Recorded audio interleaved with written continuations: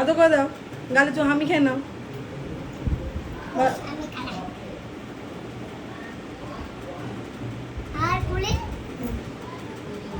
কি করছো ওটা?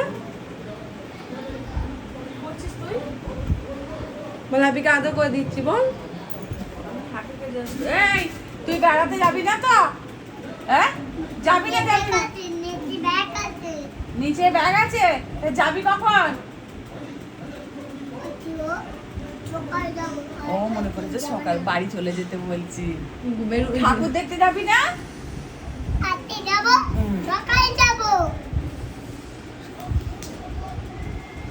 আর হ্যাপিকে নিয়ে যাবি না? হ্যাপিকে বল হ্যাপি জামা পরে নে, চলো ঠাকুর দেখতে যাবো।